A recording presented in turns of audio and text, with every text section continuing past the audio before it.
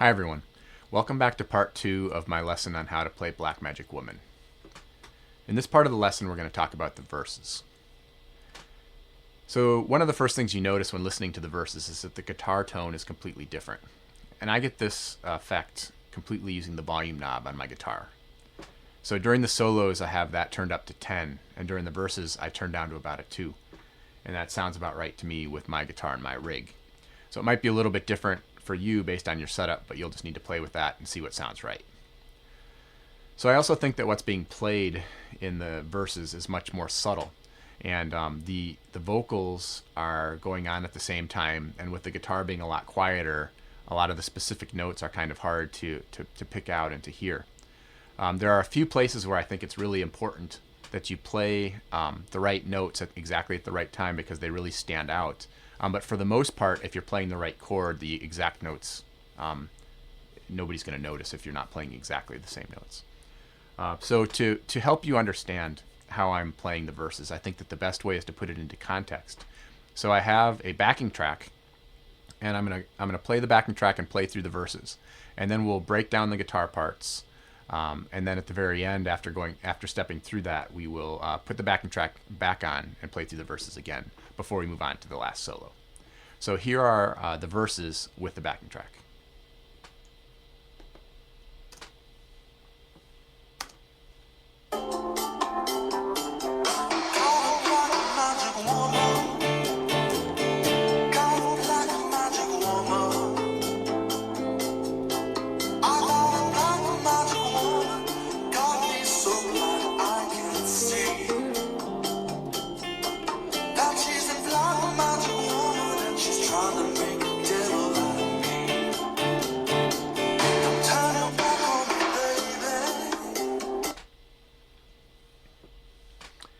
Okay, now let's break that down.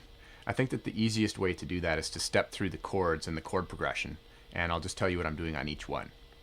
So I start off on a D minor bar chord on the 5th fret.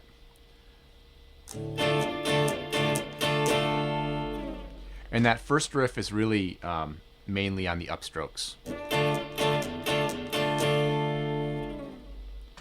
Then moving to an A minor.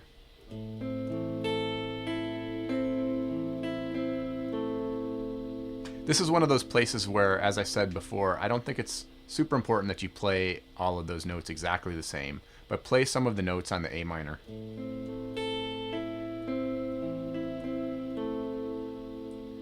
And then we move back to the D minor. And this is, in fact, a place where I think it's important that you play those notes right in the right spot because they really stand out. And what I'm doing there is I'm picking up my pinky and my ring finger from the chord and playing the 8th and the 7th frets back to the 5th fret. Then next we move to a G minor chord.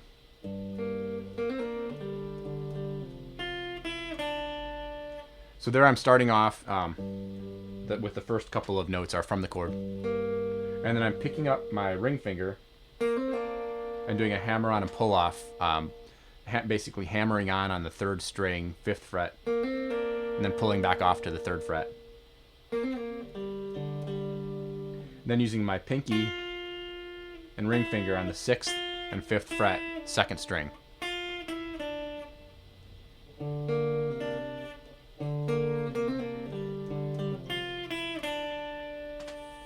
Then back to the D minor,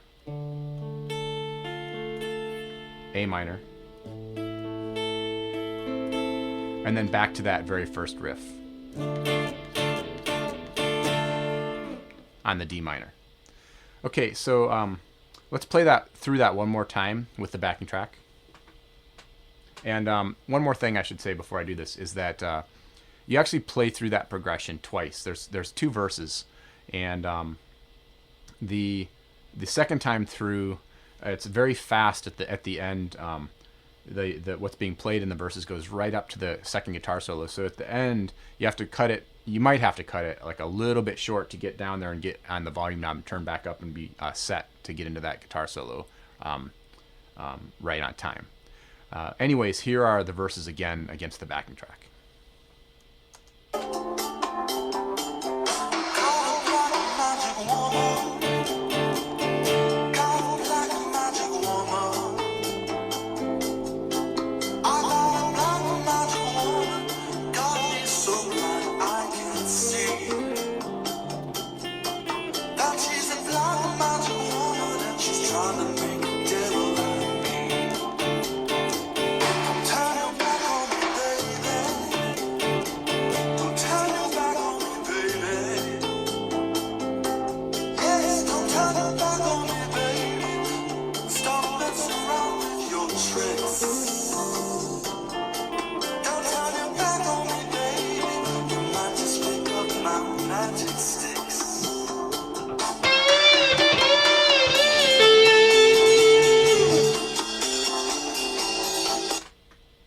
And so that's it for the verses. And I hope to see you in part 3 to talk about the second guitar solo.